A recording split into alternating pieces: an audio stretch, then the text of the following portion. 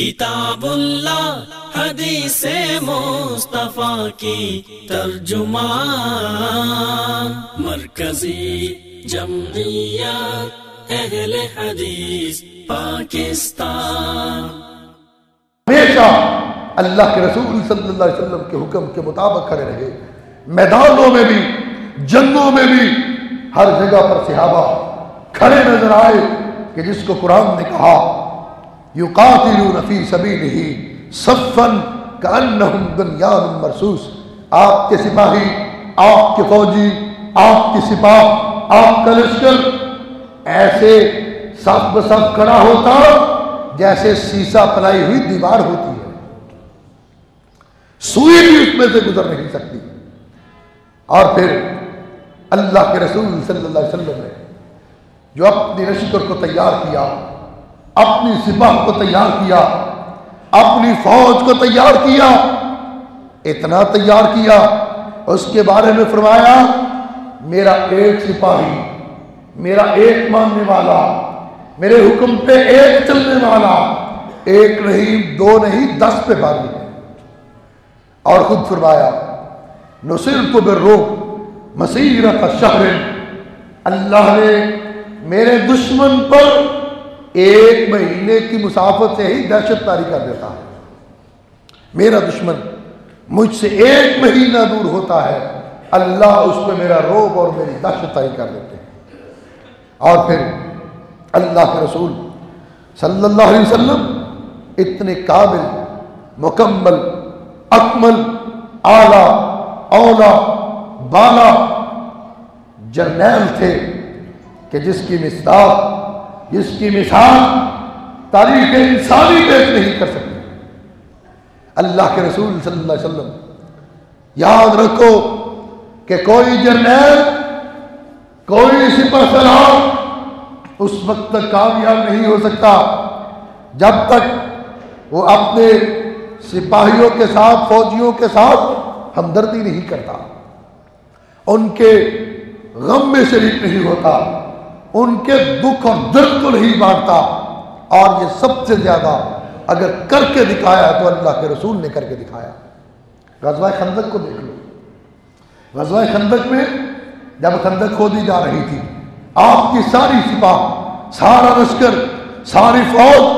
خندق کھودنے میں لگی ہوئی، کدالیں پکڑی ہوئی، اللہ کے رسول صلی اللہ علیہ وسلم جو سپاہ سالار اعظم بھی تھے، جرنیل اعظم بھی تھے، فاتح عرب بھی تھے، امام کائنات بھی تھے، رسول کائنات بھی تھے، نبی کائنات بھی تھے، رحمت کائنات بھی تھے، بیٹھے ہوئے نہیں ہیں بلکہ کدال پکڑا۔ جہاں صحابہ کھدائی کر رہے ہیں وہی آپ بھی کھدائی کر رہے ہیں۔ صحابہ نے اپنے پیٹ پہ ایک ایک پتھر کو باندھا ہوا، اور اس سپہ سالار اعظم نے، اس جرنیل نے، اس فاتح کو عجب نے اپنے پیٹ پہ ایک نہیں بلکہ 2 پتھر باندھے ہوئے تھے۔ اتنی ہمدردی، اتنی غمخواری، صحابہ کے ساتھ اتنا لگاؤ، اتنی مساوات کہ ایک سفر میں ایک جگہ پہ پڑاؤ ڈالا، فوج ساری رکی، سارے صحابہ کام ذمے لگے، کام بانٹے گئے، فلاں اتنے یہ لوگ جانور ذبح کریں گے، تم گوشت پکاؤ گے، تم ہنڈیاں بناؤ گے، تم پانی لاؤ گے، سب کے ذمے کام لگائے۔ اللہ کے پیارے رسول ہاتھوں پہ ہاتھ رکھ کے بیٹھے نہیں، اللہ کے رسول خود گوشہ نشین نہیں ہوئے بلکہ اعلان فرمایا تم فلاں کام کرو گے، فلاں کرو گے، فلاں کرو گے، اور میں محمد جنگل سے لکڑیاں اکٹھی کر کے لاؤں گا۔ صحابہ عرض کرتے ہیں آقا آپ جائیں گے؟ فرمایا ہاں میں جاؤں گا، جہاں میرے صحابہ کام کریں گے وہاں میں بھی کام کروں گا۔ روکنا چاہا، نہ رکے، گئے، جنگل سے لکڑیاں اکٹھی کر کے اپنے صحابہ کے لیے لائے، دنیا کو بتا دیا لوگوں جرنیل دیکھنا ہو، سپہ سالار اعظم دیکھنا ہو، اپنے لشکر کا، اپنی فوج کا، اپنی سپاہ کا اگر کسی نے ہمدرد دیکھنا ہے، کسی نے غمخوار دیکھنا ہے، کسی اور کو نہ دیکھے، مدینہ کے تاجدار محمد الرسول اللہ کو دیکھے صلی اللہ علیہ وسلم۔ آج ہمارے جیسا کوئی ہوتا، کوئی گدی نشین ہوتا، کوئی حجرہ نشین ہوتا، اپنے جنگل سے لکڑیاں اکٹھی کرنا دور کی بات ہے، اپنے کمرے سے نہ نکلتے۔ کمرے سے نکلنا تو دور کی بات ہے، کمرے کا ایئر کنڈیشن بھی بند نہ کرتے کہ گرمی بڑی لگتی ہے حضرت صاحب کو۔ اور حضرت صاحب کے دائیں بھی گول تکیہ ہونا چاہیے، بائیں بھی ہونا چاہیے، پیچھے بھی اور آگے بھی گول تکیہ ہونا چاہیے، اس لیے کہ وہ حضرت ہیں اور اللہ کے رسول صلی اللہ علیہ وسلم۔ اللہ دنیا کے اندر کوئی مثال پیش کرو، کسی سپہ سالار کی مثال لاؤ، کسی جرنیل کی مثال لاؤ، کسی حکمران کی لاؤ،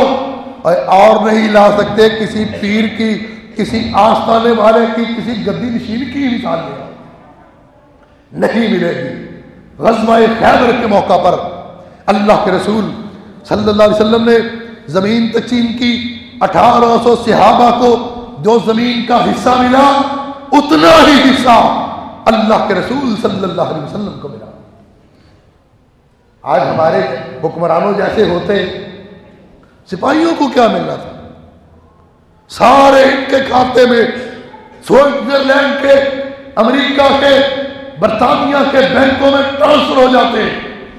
اور حکمرانوں، جرنیلوں، آؤ سیرت کو اپناؤ، اگر دنیا کے اندر کامیابی چاہتے ہو، آخرت کے اندر کامیابی چاہتے ہو،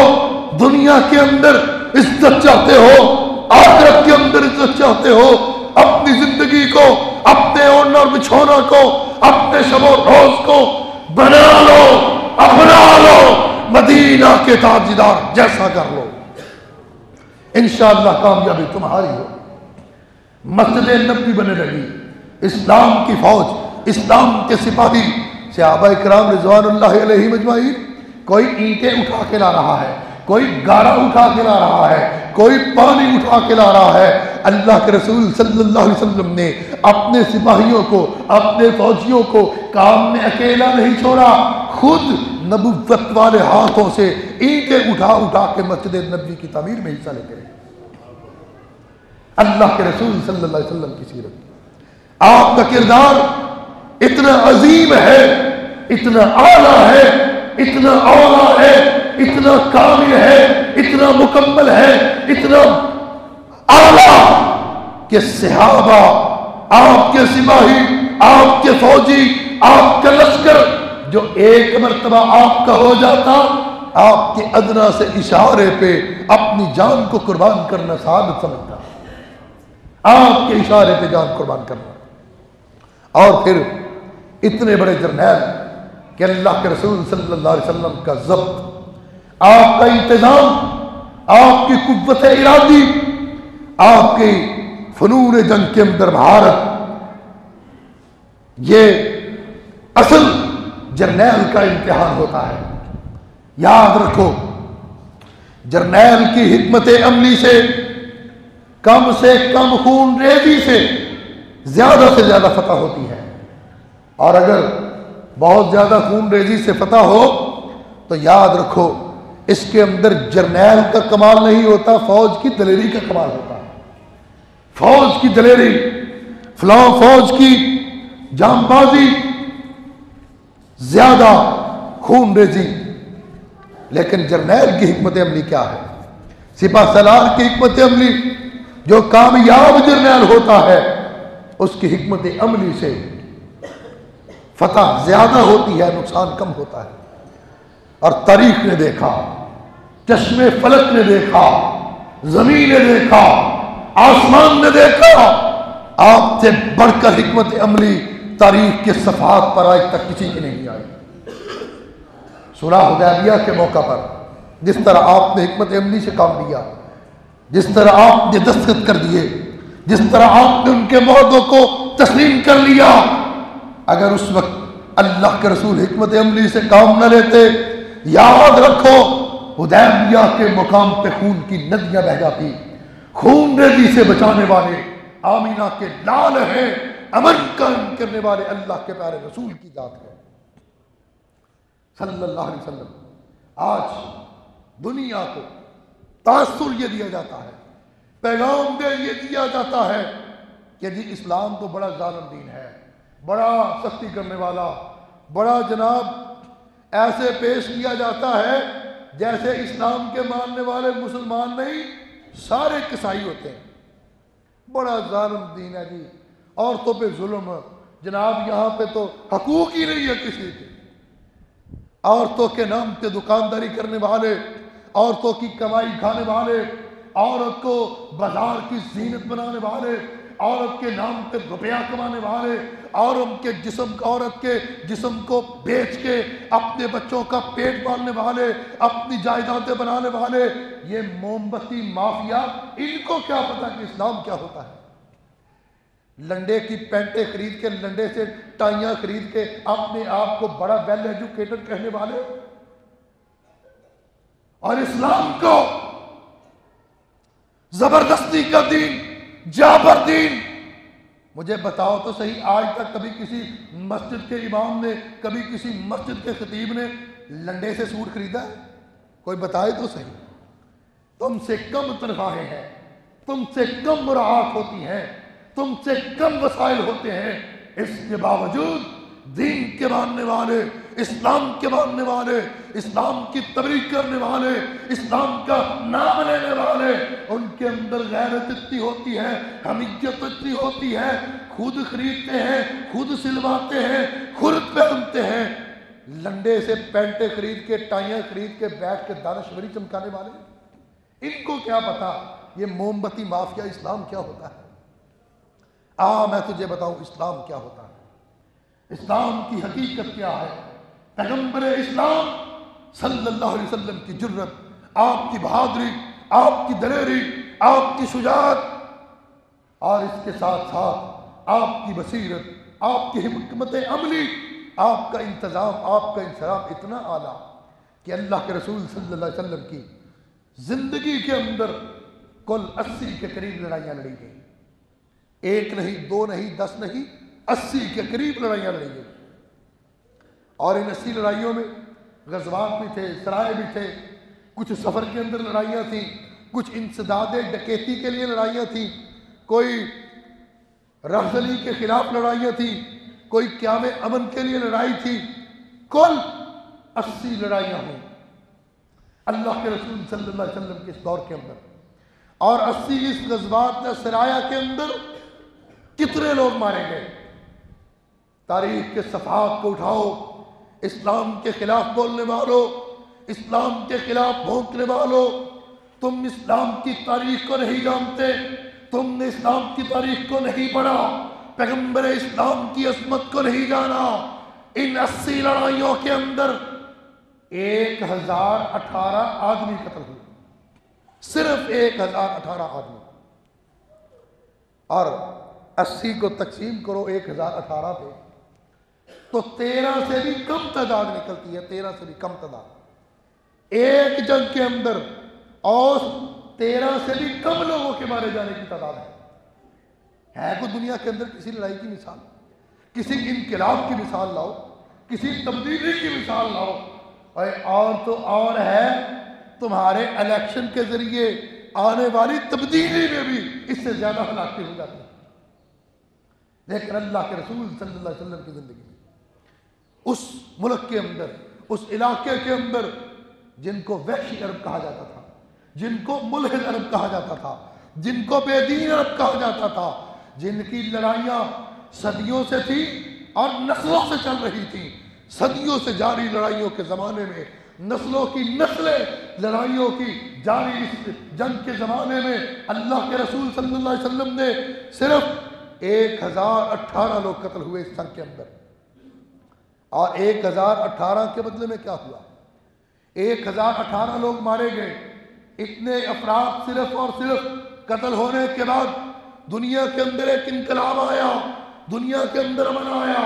دنیا کو امن ملا، دنیا کو سلامتی ملی، دنیا کو پیار ملا، دنیا کو قوت ملی، دنیا کو ملا، تو اس کے بدلے میں دنیا کو رحمت ملی۔ 1018 افراد کے بدلے میں دنیا کو رحمت ملی، اور پھر دونوں طرف سے تقابل کرو، اللہ کے رسول صلی اللہ علیہ وسلم کے جو ساتھی تھے، آپ کے صحابہ تھے، ان میں سے صرف 259 افراد شہید ہوئے، 259 افراد شہید ہوئے، اور دشمن کے 759 افراد مارے گئے، صرف 759 افراد دشمن کے مارے جاتے ہیں، اور 6564 قیدی 6564 قیدی بنے دشمن کے، اور مسلمانوں کے صرف 27 لوگ زخمی ہوتے ہیں۔ اس پورے عالم کے اندر، پوری جنگ کے اندر، ان سارے واقعات کے اندر مسلمانوں کے صرف 259 افراد شہید ہوئے، اور کافروں کے 759 شہید ہوئے۔ اٹھاؤ اسلام پہ انگلیاں اٹھانے والوں، 1914 کی تاریخ کو اٹھاؤ، اسلام کے خلاف باتیں کرنے والے موم بتی مافیا، 1939 کی جنگ عظیم کی تاریخ اٹھاؤ، اس تاریخ کی اس جنگ کے اندر، پہلی جنگ عظیم کے اندر، دوسری جنگ عظیم کے اندر لاکھوں انسان قتل ہوئے، لاکھوں انسان موت کے گھاٹ اتارے گئے، اور صرف ہلاکو خان نے جب بغداد پہ قبضہ کیا، دریائے دجلہ کا پانی سرخ ہو گیا، مسلمانوں کے خون سے دریائے دجلہ کے پانی کی رنگت تبدیل ہو گئی، مہابھارت کے مقتولین کی تعداد کروڑوں سے کم نہیں، اور ایک عیسائی مورخ نے کتاب لکھی ہے اپالوجی آف محمد القرآن، اپالوجی آف محمد القرآن کے اندر وہ لکھتا ہے کہ مذہبی عدالت کے احکامات کے نتیجے میں 1,20,00,000 عیسائیوں کو موت کے گھاٹ اتارا گیا، جو عیسائیوں کے ہاتھوں عیسائیوں کا قتل تھا۔ اسپین ملک کے اندر صرف اسپین ملک نے 3,40,000 عیسائیوں کو قتل کیا، جس کے اندر 32,000 عیسائیوں کو زندہ جلا دیا گیا۔ یہ تمہاری تہذیب ہے، یہ تمہارا تمدن ہے، یہ تمہاری ثقافت ہے، یہ تمہارے رسوم ہے، یہ تمہارے رواجات ہے، اور یہ تمہارا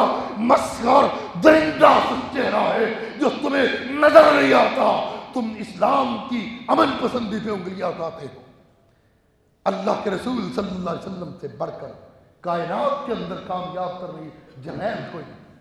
عرب کے وسیع ملک پر تبدیلی کے لیے، انقلاب کے لیے صرف 1018 لوگوں کا قتل،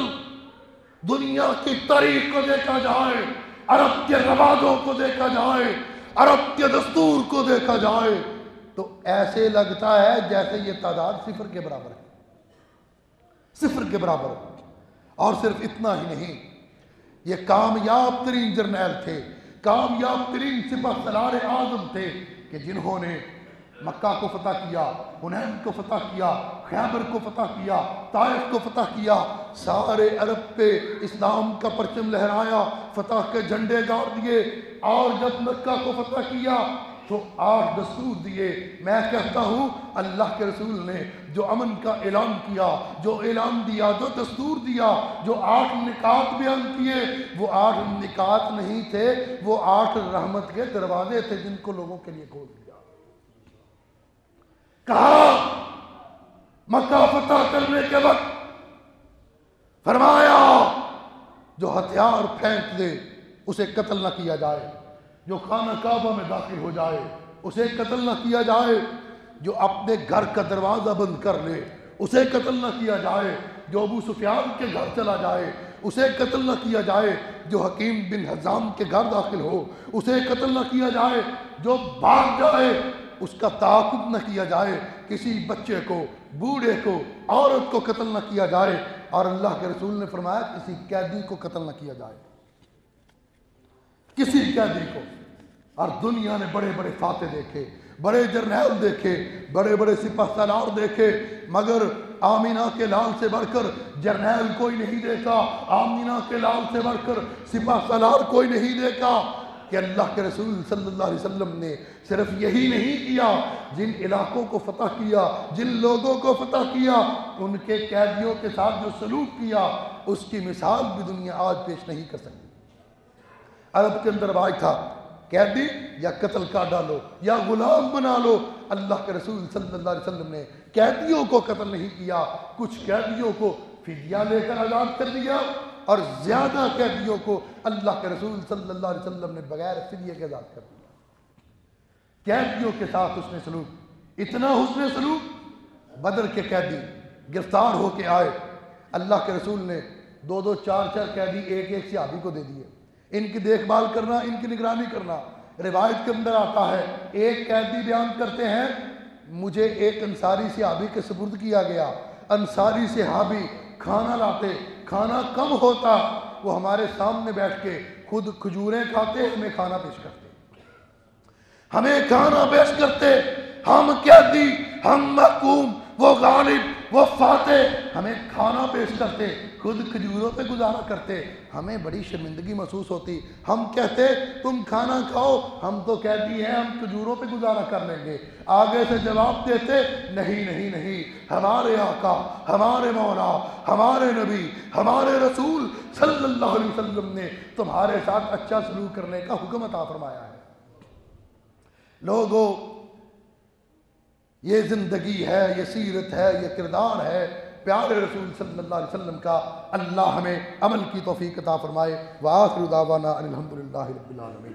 کتاب اللہ حدیث مصطفیٰ کی ترجمان، مرکزی جمعیت اہل حدیث پاکستان۔